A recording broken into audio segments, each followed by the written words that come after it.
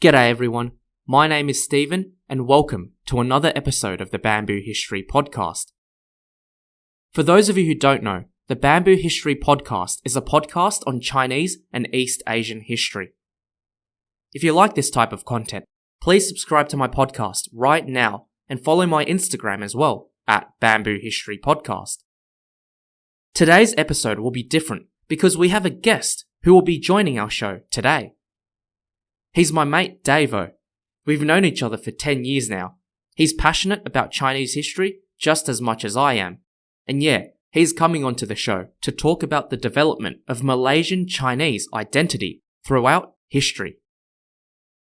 I'd like to say though, Davo isn't a Malaysian Chinese person, but he's passionate about this topic and he wanted to talk about it based on what he knows as well as what he's researched.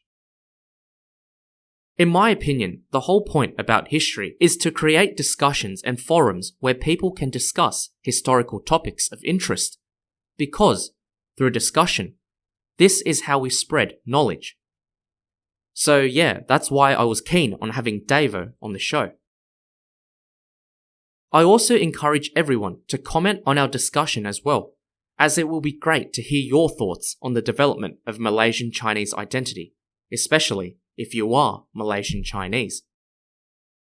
Okay, without further ado, let's get straight into today's episode. The audio you're about to hear with my interview with Davo was recorded on Zoom, so the quality may not be as good as my usual episodes where I've recorded off a mic, so please bear that in mind. Alright, so welcome to the Bamboo History Podcast, everyone. Today I've got my good friend Davo. G'day. Yeah, how's it going? Yeah, good, mate. How are you, Steve-o? Yeah, I'm not too bad. It's been a while, hey. It's been too long. For those of you who may know, Davo and I we attempted a podcast together during the COVID lockdown. Do you remember that? Oh my god, yeah. That was a while ago. That was good fun. Do you want to tell people what the name of that podcast was called?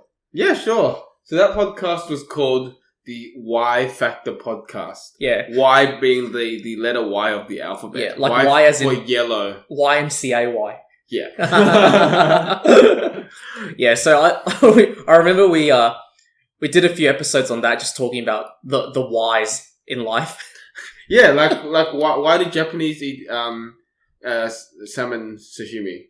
Yeah, and why you're supposed to wash your hands and not just sanitize them. Yeah, why? Why, Steve-o? Why? Wrong podcast, mate. Oh yeah, sorry, forgot about that. Yeah, this is the Bamboo History Podcast, yeah. Where we're going to talk about Chinese and East Asian history, as you will know, and thank you for listening to my podcast episodes, even though I forced you to, maybe. Oh, I didn't mind listening to some of them. Yeah? Sure about that? Yes. Yep. Well, today we've got my good friend Davo on, is because Davo really wants to talk about a particular subject in Chinese history, and I think it's very interesting as well.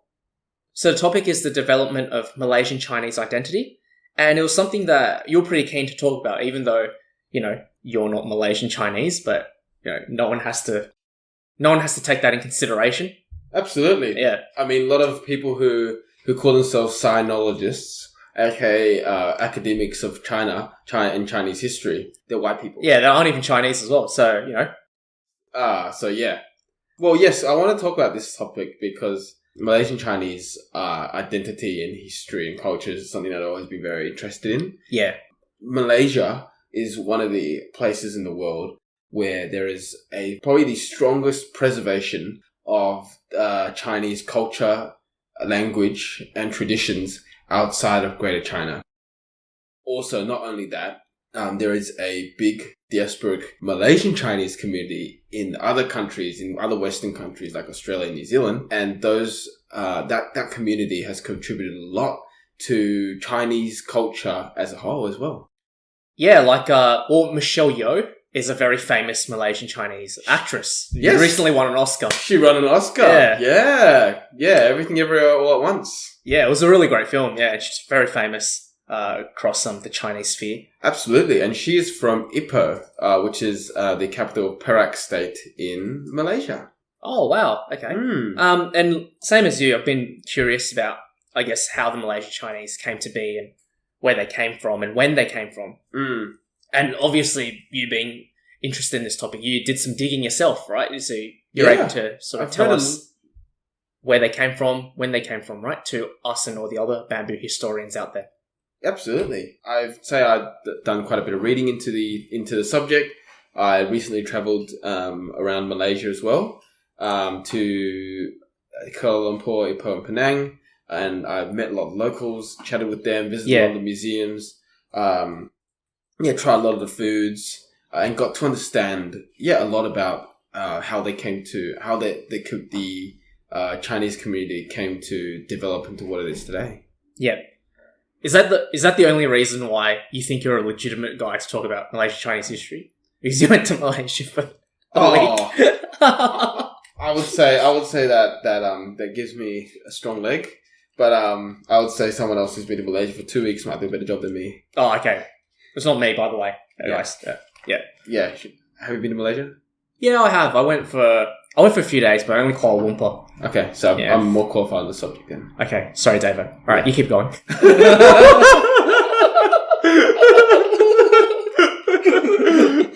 Damn. Thank you.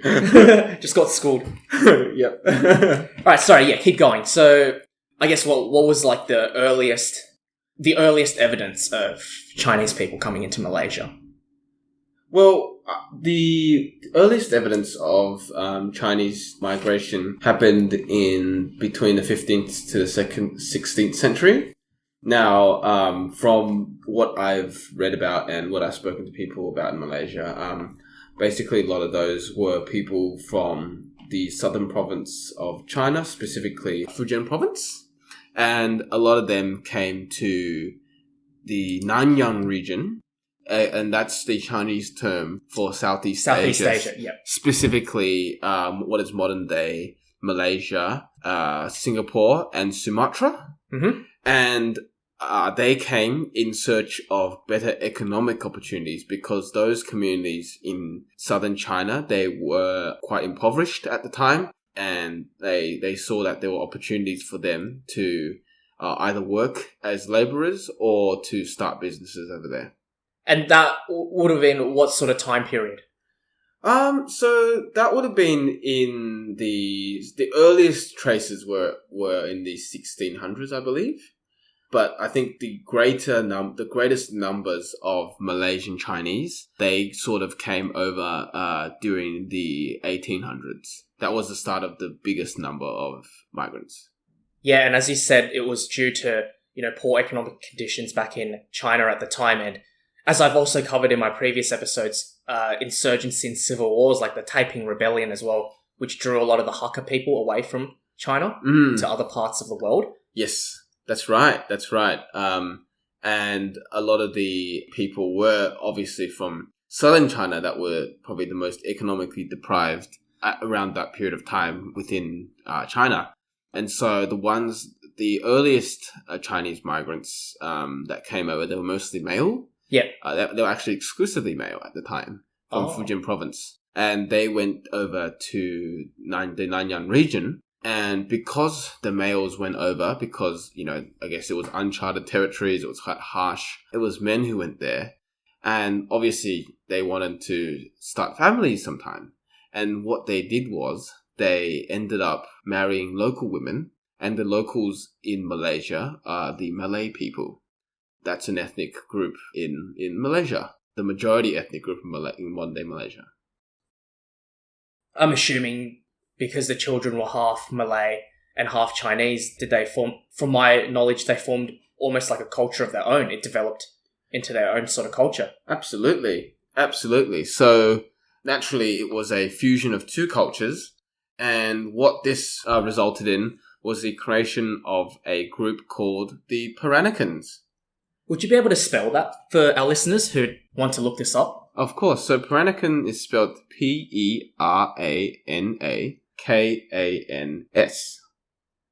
Yeah, Peranakans. Yeah, plural. That's the plural form. Yes. Yeah. Yes. And essentially, the word Peranakan just in modern day Malay parlance, it refers to people who are hybrid between Chinese and local Malays. Okay. So that's what it means in the local Malay language? Is that what it means? Or So, what it means, it has multiple, I guess, connotations. So it doesn't specify any ethnicity per se. It means kind of like a hybrid or crossbreed. So that's basically what it means. Like a hybrid. Oh, right. Like a child, like an offspring of a hybrid. Yeah, essentially. okay. Mm. And when that Peranakan culture and ethnic identity developed, what were some interesting things about them? Things that indicated and showed the influence of both cultures?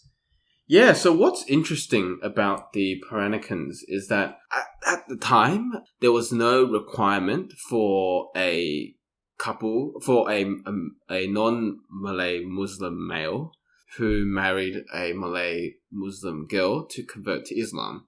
And currently in Malaysia, there is that requirement. Okay. For a non-Muslim to marry a Muslim, they'll have to convert. Yeah. So because there was no such restriction at the time, they were able to bring in they were able to bring in both the Chinese and the Malay cultural aspects into this hybrid, I guess, family.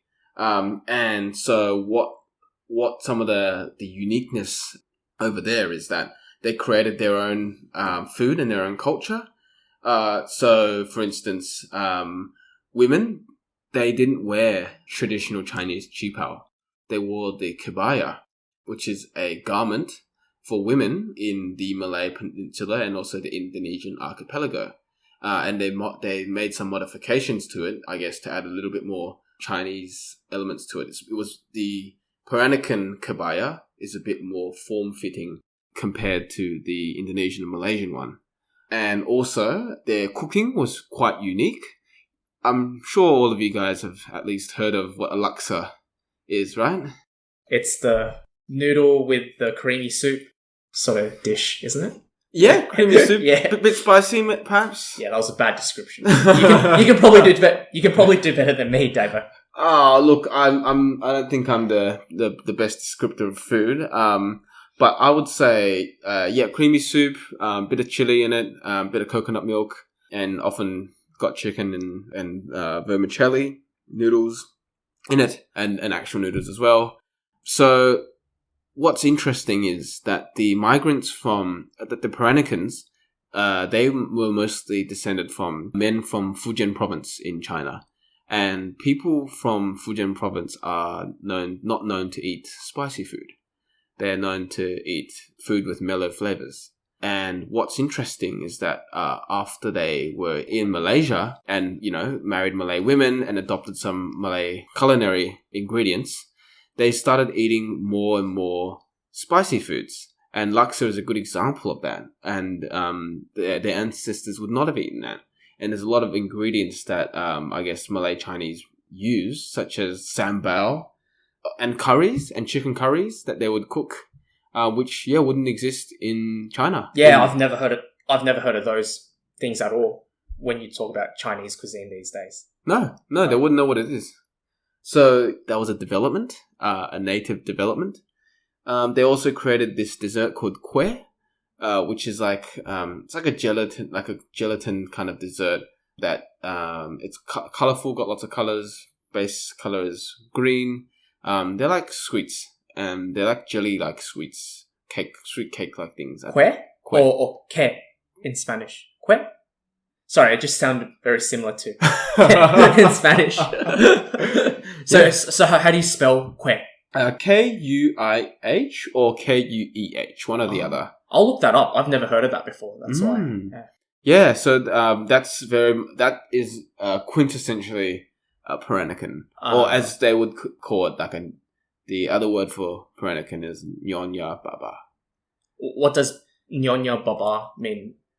Nyonya Baba means Nyonya means the Peranakan woman, and Baba means the Peranakan man. Oh, I see. And what that refers to is basically it's another word for Peranakans. So with Peranakan culture, it's evident that it's from the fusion of Malay and Chinese cultures for the past century. And you've talked about Kebaya and the Laksa, both which are examples of that. In terms of Malaysian Chinese in general, are there sort of other influences as well, besides from the local Malay population? Or how has their identity developed over time, separate to the Peranakans?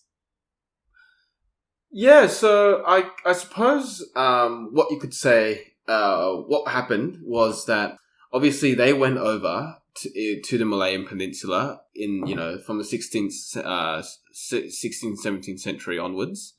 Now, coinciding with that was the commencement of British rule in Malaya. And after the British started colonizing Malaya, what happened was that the British sort of divided the country into classes, racial classes, in fact, with the British at the very top, the Malays at the very bottom, and the Chinese almost being some sort of like a middleman, if you will. Yeah. And the Chinese were often, because of that, they were in merchant and business roles or workers. And from that, the Peranakan group, they saw themselves as they quite admired British culture. They quite admired British practices because they were the colonial rulers, and that they were quite successful in obviously establishing a colonial empire. And so what a lot of the Peranakans actually started doing was they started trying to speak English as a first language. English? Correct. Oh, yes. Okay. So what happened was that many Peranakans ran companies, and they served as an intermediary between the British colonial officials and locals. Yeah. And, to be able to develop relations with the colonial officials, they needed to know English. And I guess that and the admiration of the British, that encouraged a lot of the Peranakans to send their kids to English language schools. And then eventually, their descendants, they spoke English more and more, to the extent where English almost became like a first language for some Peranakans rather than Chinese. And I suppose they adopted Western practices, and they became known as the King's Chinese. So if they spoke English better and better, then my assumption is, as their English got better, their Chinese and Malay skills would have gotten worse as the generations went on. Peranakans? Yes, I would say for many that was the case.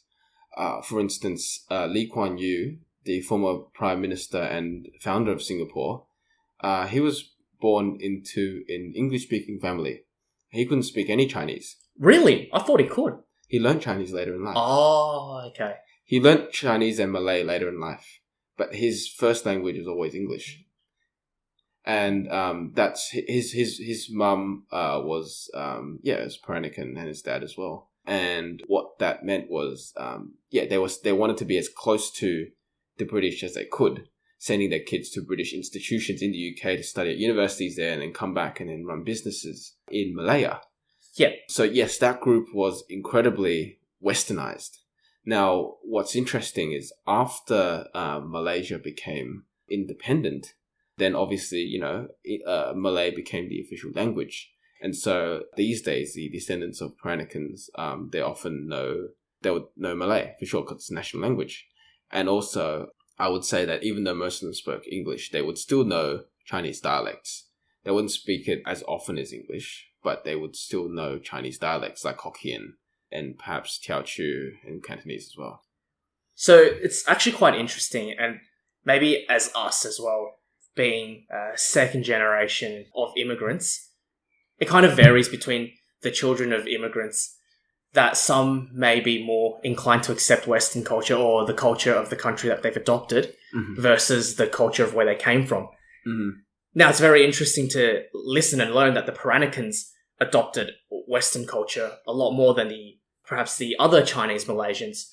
And I think you told me this just a while ago. There's actually a lot of Chinese Malaysians who've really zealously tried to preserve their culture from their homeland.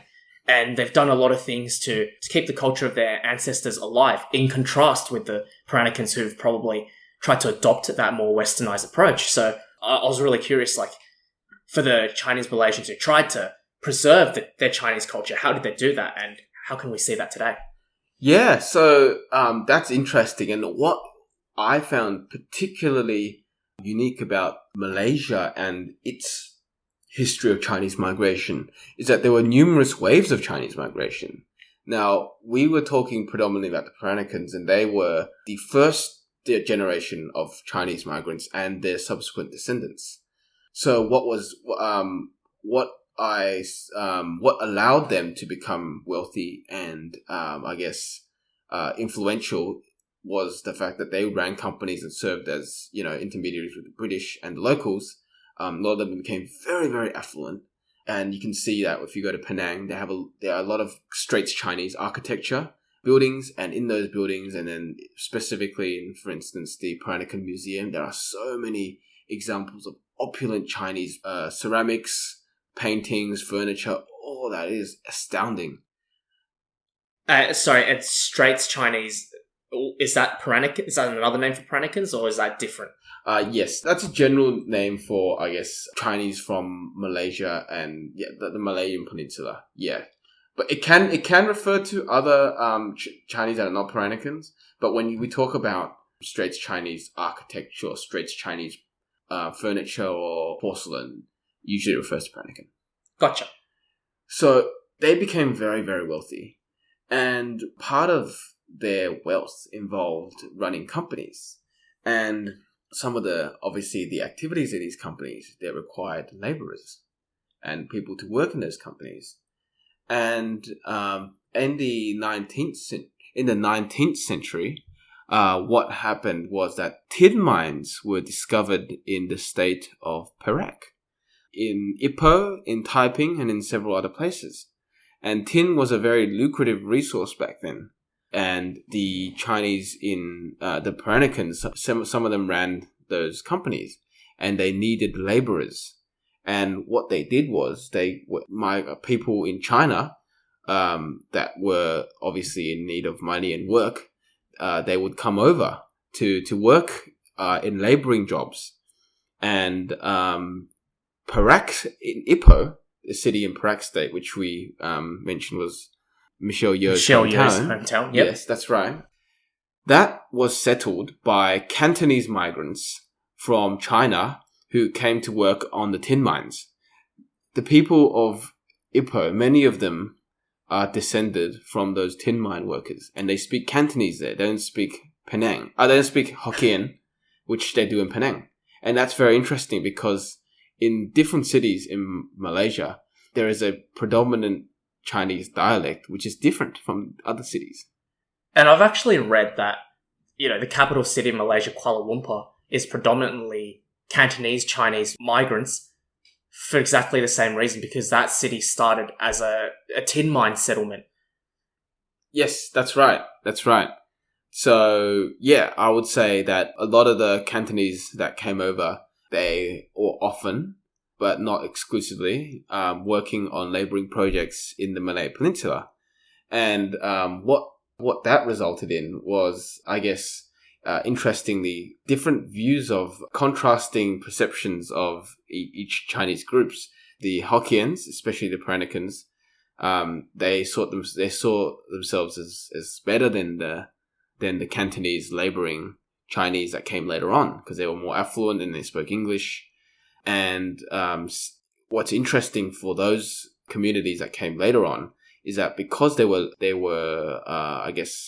less exposed to an environment where they had to westernize, a lot of them kept Chinese practices and passed them on from generation to generation.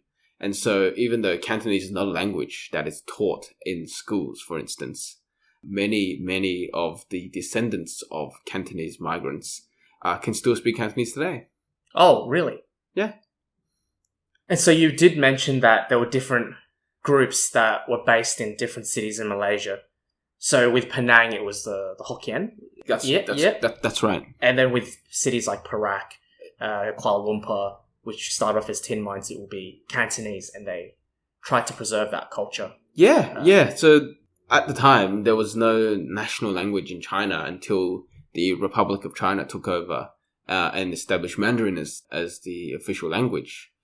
And so because of that, the method of communication has always been in the ancestral dialect of that migrant community. I guess what's interesting is obviously some people move throughout different cities. You know, some people from Penang would have gone to KL.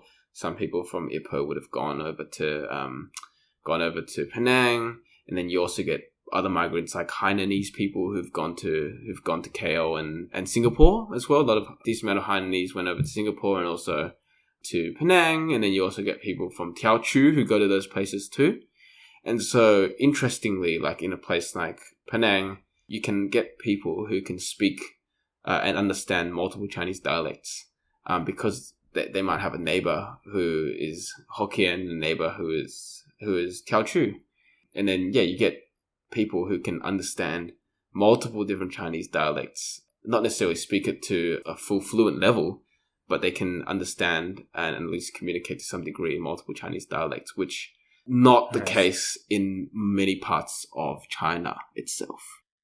Yeah, I find that fascinating how in Malaysia, you can have a person that can literally speak Malay, if you're Peranakan, really good English, and then possibly Hokkien, Cantonese, Hainanese, all at the same time. So you'd know 5 languages. Yeah, absolutely. And that's incredibly unique. It's not uncommon if you meet a Malaysian Chinese person, let's say, on your travels in Malaysia or in a Western country, for them to speak at least 4 languages. And what's also interesting is that for the majority of Malaysian Chinese, I'd say almost all Malaysian Chinese can speak English today as well, because basically the British colonial administration ran schools that were, English medium schools. And if you were sent there, obviously you'd be taught in English. And after Malaysia gained independence, English is still used as a language of business, a language of commerce, and a language of international relations and trade. And so English is seen as like a prestigious language. And a lot of Malaysian Chinese, they would learn English at school. And they would use it when they need to talk to non-Malaysian people. And so it's seen as a language that's quite important. And I guess what's particularly interesting also is that nowadays the declared Chinese unifying Chinese dialect in Malaysia is Mandarin, and so the younger generation can actually choose to go to a Malay a Chinese language school in Malaysia, which teaches the national curriculum in Malay, but also teaches Chinese language Mandarin classes. And so in those places, you get to learn, obviously, you know Malay, you'd learn English, and you'd also learn Mandarin. And if your family spoke a different dialect, you'd speak a different dialect. And that is why they can speak at least 3 to 4 different languages. And one thing that I've been thinking is that, with the British coming over and essentially making Chinese people learn English and living under the shadows of the majority Malay population, I'd imagine that the Chinese living in Malaysia, since when they first arrived, even to now, have faced discrimination. And do you have particular examples of that? Or do you believe that the Malay Chinese have been discriminated? I would say that they have had positive moments in their history and also negative moments. And I would say in terms of the negative, it's that obviously when they were living under the British, they were never considered British subjects. They were considered colonial subjects. So obviously they were still considered second class compared to the British authorities. And after Malaysia gained independence, the ethnic Malays became the dominant political power in the country. Now, just for context, Malaysian Chinese constitute about 23% of the national population, and that amounts to about 6.7 million people. It used to be higher. It used to be closer to 30% actually. But in the last few decades, there has been a brain drain of Malaysian Chinese to mostly Commonwealth countries such as Australia, UK and New Zealand. I'm assuming happened because of discrimination? Yes. So partially because of discrimination. And so what happened was that after the Malay government was established after independence, the government was dominated by ethnic Malays. Now they are over 50% of the population, so they are the majority population in the country. And they believed that during the colonial administration, the local Malays were the most economically disadvantaged through the British colonial project. They were at the very bottom of the hierarchy, and that they saw that the Chinese and the Malaysian Indians attained economic wealth at the expense of the Malays. And they sought to embark on a project to sort of to reverse that, to flip it around. And what that involved numerous things. One, establishing Malay as a national language. Before that happened, most Malaysian Chinese would never have known Malay. And secondly, they also made a new what's called the new economic policy, which granted a lot of benefits to ethnic Malays at the expense of the Chinese and Indian minorities. And how that sort of came about was there was a riot in Kuala Lumpur in 1969. And what happened around that time was that the government was dominated by ethnic Malays and run by the United Malays National Organization, the UMNO. And the Chinese, the majority of the ethnic Malaysian Chinese, they had a party that was called the Democratic Action Party. And not all members of that party were ethnic Chinese, but there were a big number that were. And in the 1969 elections, the Democratic Action Party gained a lot of seats. And they gained a lot of votes. And the United Malays National Organization thought that this would threaten their hold on power. And what happened was there was a riot in Kuala Lumpur, which was at the time a predominantly ethnically Chinese city. There was over 60% of that city was Chinese at the time. And then a lot of armed Malays came from rural regions into KL and started this riot. And this resulted in around at least 200 people being killed and thousands of people being injured. And then after that, basically the government used this as an opportunity to introduce this policy, the new economic policy, which basically, was to rectify these inequalities, which resulted in the riot. And part of that also resulted in a lot of public service positions being exclusively reserved for Malays, regardless of, China, minorities' position and merit, and also capped university entry places in Malaysia for minorities. And that also has led to why there's a lot of Malaysian Chinese studying abroad in universities in Western countries, because there is a set limit to how many Malaysian Chinese can study at universities in their own country. Even to this day. So if you and a Malay person got the same mark, you might not even get into the university, and they might even let in a Malay person with a lower score than you. If a Malay Chinese person got a high mark. Yes. Okay. Just a disclaimer, we're not discrediting any local Malay people who actually got into university because they had good marks or they're good. We're just simply saying that it's discrimination for the Malay Chinese who could have got in because of merit but couldn't because of this policy. That's right. And the intention of the policy is to lift more ethnic Malays into, more affluence, and to, increase their standard of living, which is a noble aim. But I suppose with any policy like this, it comes at a cost. There will be losers. And the losers in this case, and the cost, are Malaysian Chinese. Okay, let's talk about something positive. Sure. I want to talk about clan houses. Because when you went to Malaysia and you came back, you showed me some really cool pictures and also some brochures that you took or maybe stole, I don't know. I can assure you they were completely legally obtained. Okay, you showed me a lot of legally obtained brochures from places that you visited in Malaysia. And it was really cool that you showed me one of, I think it was the Koo family clan house brochure. So it was really interesting to read, and I wanted to learn more about, clan houses of the Malaysian Chinese people. So what were they, and where did that come from, I guess, from a cultural perspective?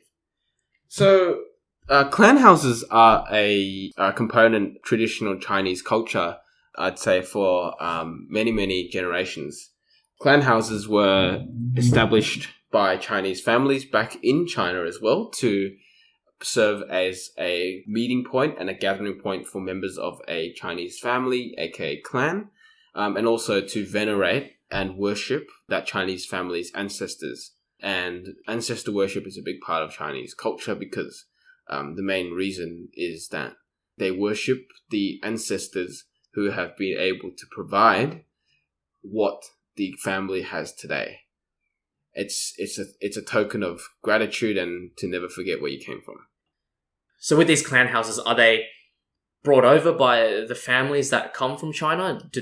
And they build them there as respect to their ancestors? Is that how it works?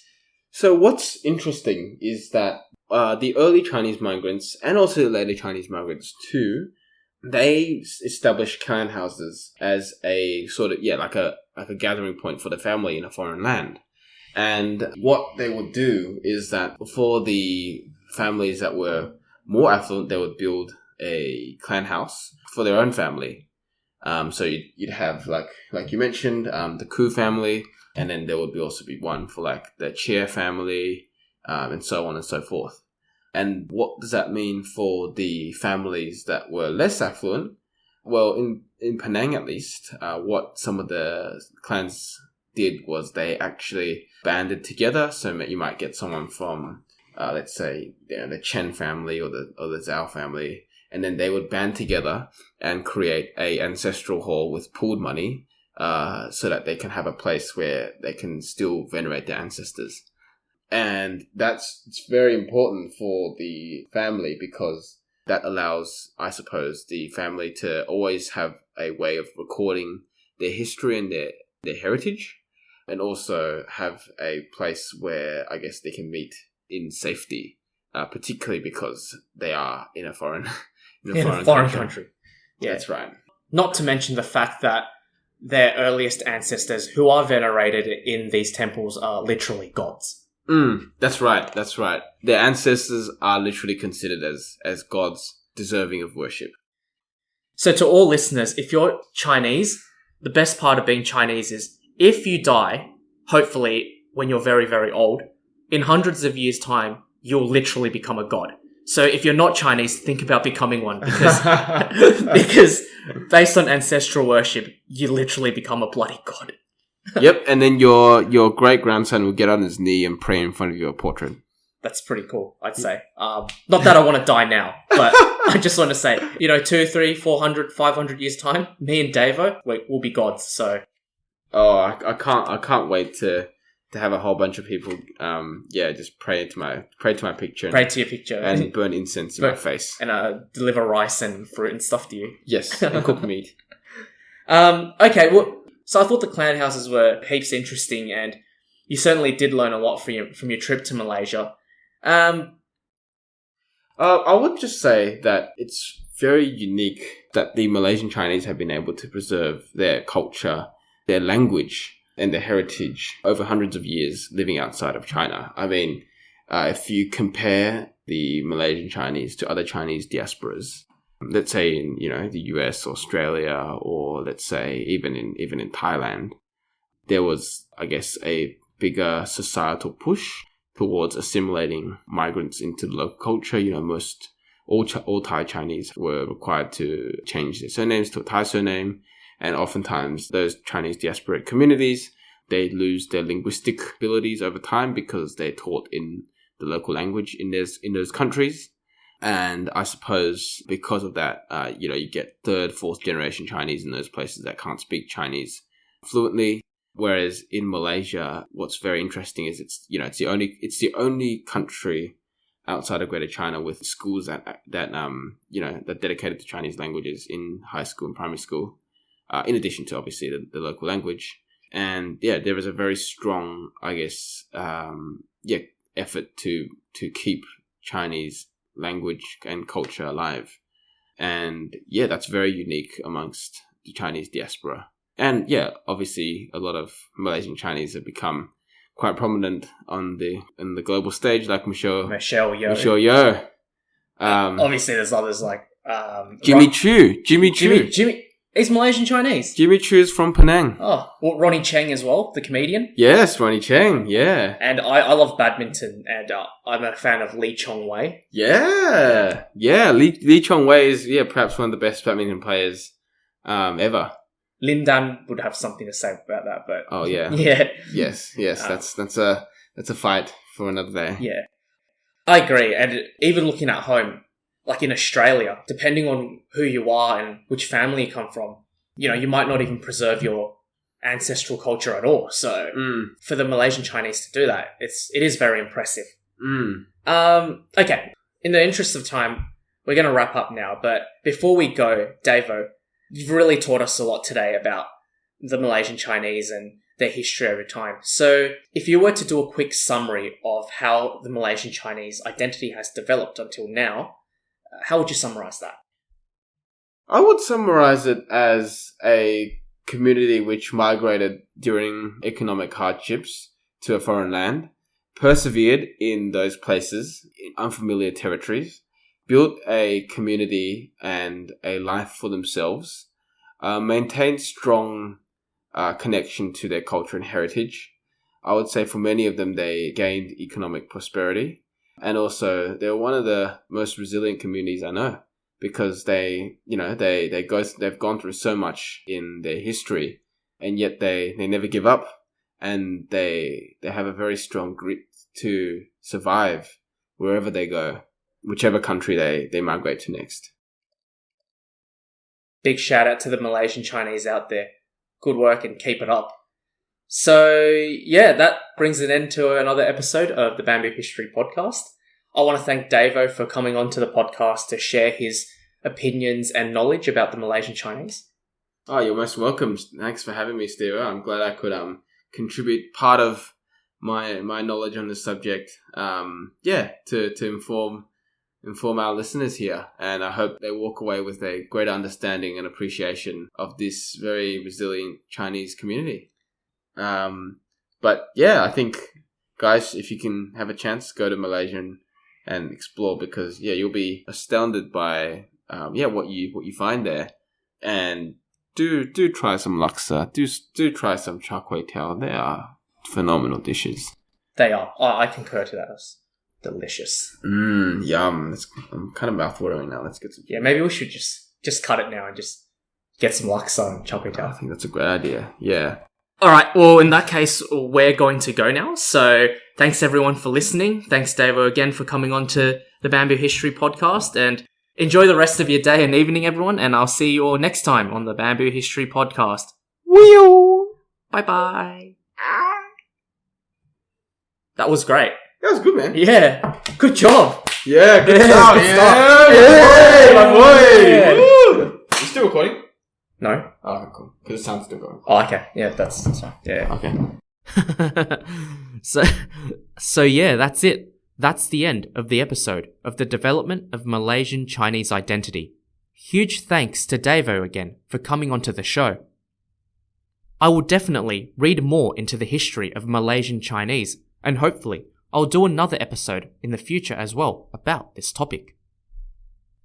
If anyone wants to come onto my show to discuss a topic of interest, please contact me. I'll leave the details in the description box below.